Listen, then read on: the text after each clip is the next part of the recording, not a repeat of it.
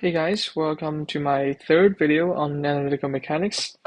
In the last video, we talked about the three conservation laws, energy, momentum, and angular momentum. And if we want to use the three conservation laws, we need to pay attention to its conditions. And in the end, we did a little kind of testification, and uh, and it turns out that the quantities in analytical mechanics correspond with those in Newtonian mechanics. So, yeah, so at least it's correct. It works.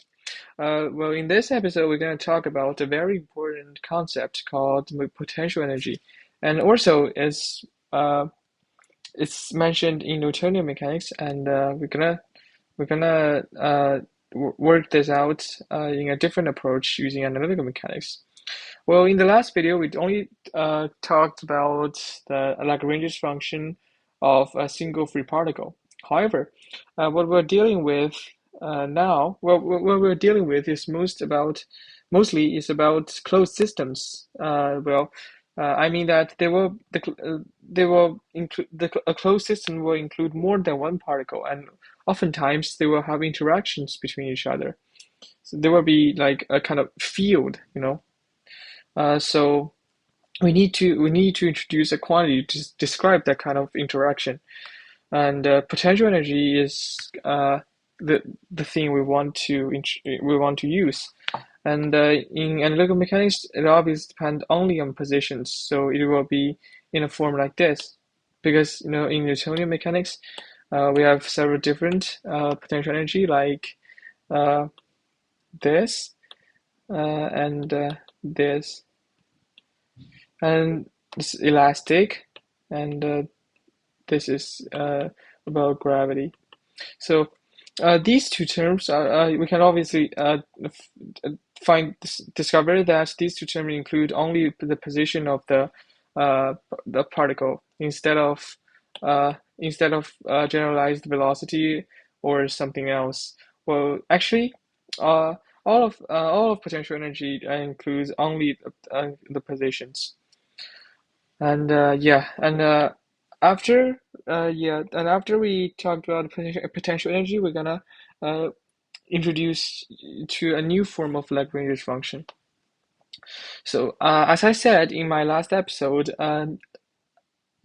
analytical mechanics is derived partly from Newtonian mechanics. So, energy, as we talked about in the last video, is obviously consisted of kinetic energy, which we will write in T, and potential energy. Oh, sorry. Potential energy, and we'll write as U. So in the last video, the conservation laws, the form of energy is like this. So yeah, we will write it like this. And then we're gonna find out, because we already know the form of this, and we can using mathematics to figure out the form of this, and then we can work out the form of this, and that's our objective. So first, I'm going to introduce you to a theorem. It's called Euler's theorem for homogeneous functions. Well, it's quite complicated when you hear it, but actually it's not. What do I mean by homogeneous function? Well, it satisfies this property here. For a function that includes ax1, ax2 to axs, there will be s terms. If a function is related to s terms, we can, if it equals to the n equals to this, and we call it a homogeneous function of a degree n. And what the theorem says is that for a homogeneous function, this equation is satisfied. And I'm going to prove it. Its proof is not that complicated. It's quite difficult, actually. We take the partial derivative of A from both sides of the theorem. And left-hand side, and right-hand side. On the left-hand side, we use the chain rule. Chain rule, we first take the derivative of axi for each term, and then we take this. It's chain rule, and we get this. And for the right-hand side, is quite easy because we just have to take the derivative of this, and we keep the following things unchanged, and we get this. So if we set A as 1, uh, we will find that these two terms are exactly the same. Yeah, so this is what Euler's theorem about homogeneous functions is all about. Yeah, so it's here. Sorry.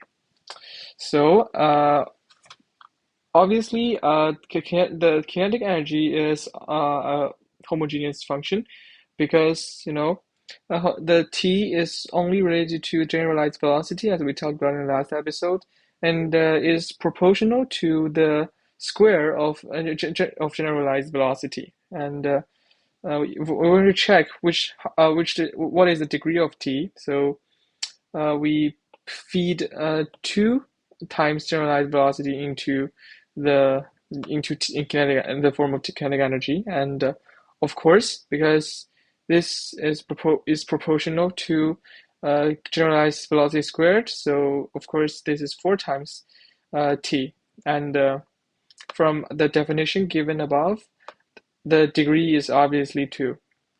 So then we can use this theorem because, oh, I forgot to explain one thing here.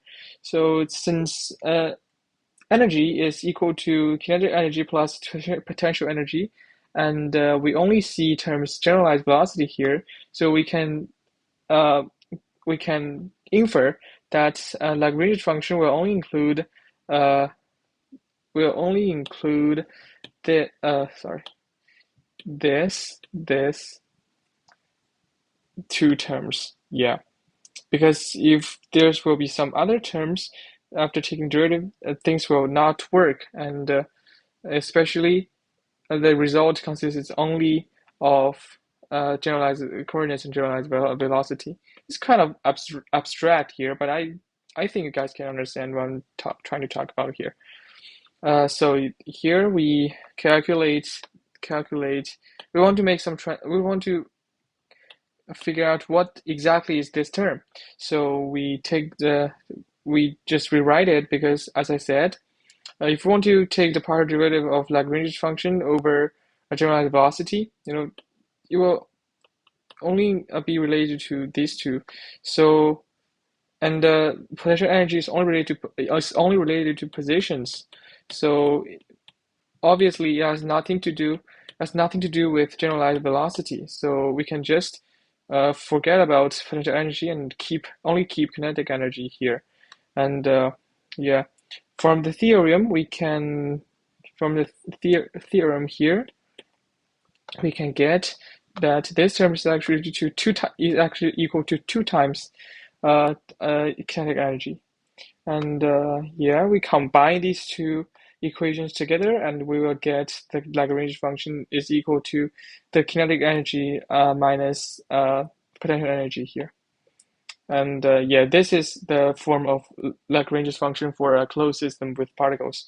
For example, we have got a closed system with m particles, and they have some sort of potential energy interaction with each other, and the Lagrange function for this system will be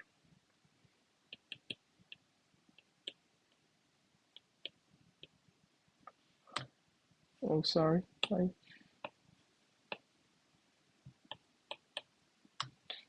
minus potential energy.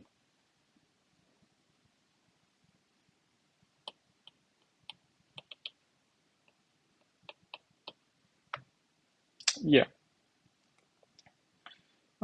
Sorry, it should be in here. Yeah, so yeah. So this is what's the video is going to talk about. Yeah, that's all for today. And in the next video, we are going to talk about how to integrate the equation of motion using what have we learned so far, including Lagrange's function, Lagrange's equation, and conservation laws and potential energy, and yeah, how to integrate a complete equation of motion based on what we learned so far. And that's all for today. Thank you guys for watching.